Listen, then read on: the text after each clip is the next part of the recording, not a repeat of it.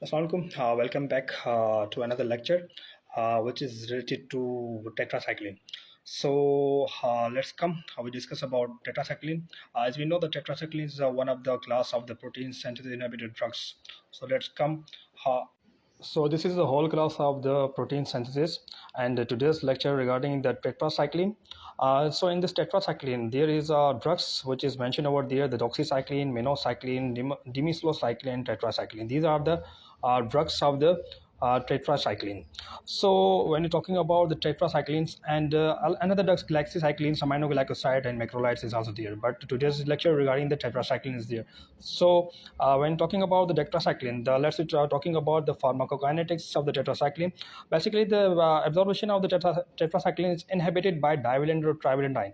सो इसका मकसद यही है कि अगर फॉर एग्जांपल किसी भी पेशेंट को हम टेट्रासाइक्लिन देंगे तो उसको बोलेंगे भाई कोई भी मीन्स मेडिसिन आप टेट्रासाइक्लिन की ले रहे हो तो मिल्क के साथ नहीं लो. तो मिल्क के साथ लेंगे तो क्या करेंगे, जो टेट्रासाइक्लिन है वो मिल्क के साथ, अगर हमने फॉर एग्जांपल टेट्रासाइक्लिन मिल्क के साथ ले ली ना, तो टेट्रासाइक्लिन क्या करती है,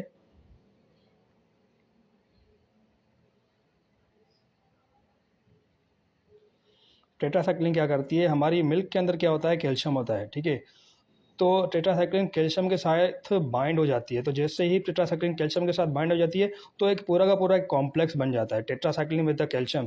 तो जैसे एक टेट्रासाइक्लिन विद कैल्शियम का कॉम्प्लेक्स बन जाता है तो ये अब जीआईटी मेम्ब्रेन से क्रॉस नहीं है. जीआईटी मेम्ब्रेन से जैसे ही क्रॉस नहीं होगी तो क्या होगा कि आपकी जीआईटी मेम्ब्रेन से क्रॉस ना होने के बाद ये एब्जॉर्बेशन नहीं होगा. जैसे ही एब्जॉर्बेशन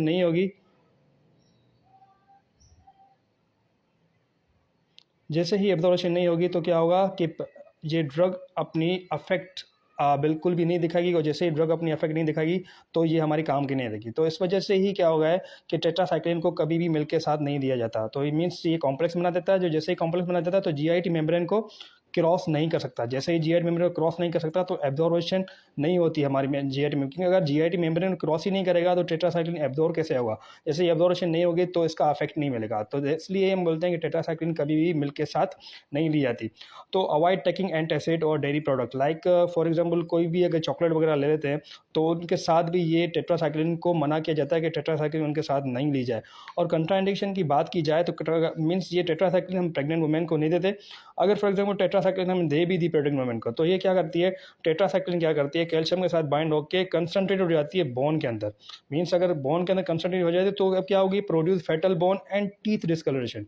अगर फॉर एग्जांपल पेशेंट हमने किसी भी दे दी, तो पेशेंट को प्रेग्नेंट वुमेन को दे दी, तो उसमें क्या करेगी वो उसका प्लेसेंटल जो बैरियर होता है प्लेसेंटा को क्रॉस करेगी. जैसे ही प्लेसेंटा को क्रॉस करेगी तो मदर अगर फॉर एग्जांपल अगर प्लेसेंटा को जैसे ही वो क्रॉस करेगी तो उसके बच्चे की बोन के अंदर ही डिपोजिशन होना स्टार्ट हो जाएगा. अगर फॉर एग्जांपल अगर बच्चे की बोन के अंदर डिपोजिशन होना स्टार्ट हो जाती है कैल्शियम, तो उस बच्चे की बोन को रिटार्ड करना स्टार्ट हो जाती है. जैसे ही बच्चे की बोन को रिटार्ड करना स्टार्ट हो जाती है तो बच्चा आहिस्ते आहिस्ते बिल्कुल ही फैटल हो जाएगा और बच्चे के मरने के चांसेस बहुत हो जाते हैं. इस वजह से हम टेट्रासाइक्लिन प्रेग्नेंट वुमेन को नहीं देते.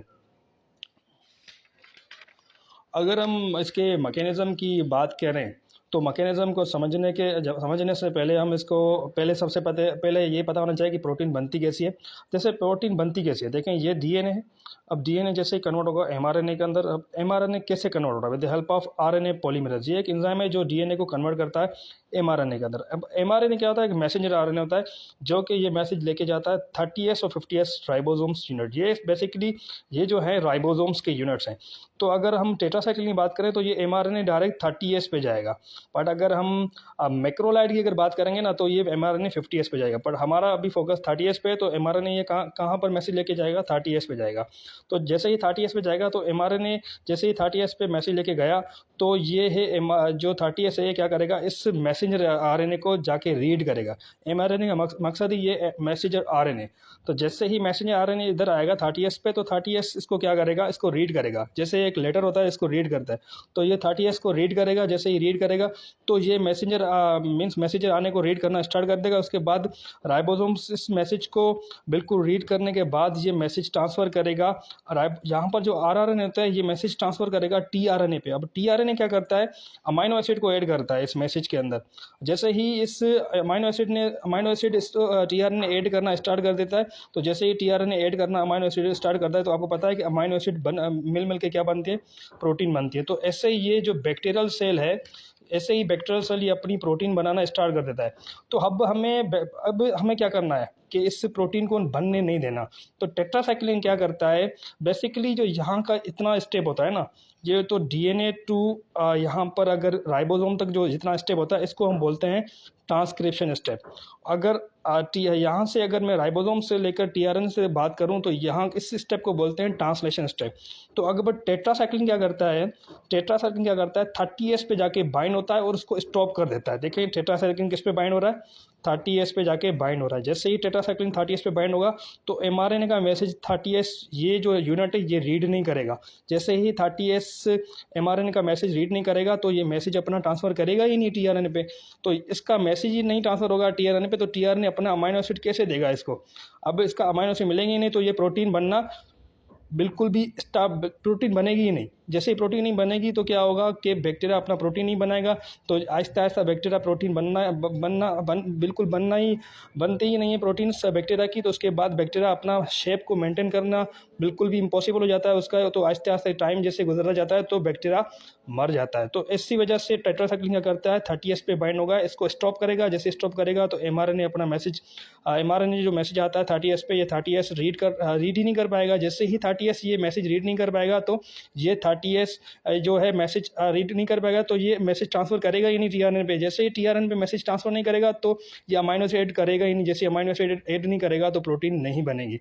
तो प्रोटीन नहीं बनेगी तो बैक्टीरिया अपनी मेंटेन शेप नहीं कर सकेगा। और जैसे ही बैक्टीरिया अपना मेंटेन शेप नहीं कर सकेगा तो बैक्टीरिया थोड़े टाइम के बाद ये क्या हो जाएगा, बैक्टीरिया इज गोइंग टू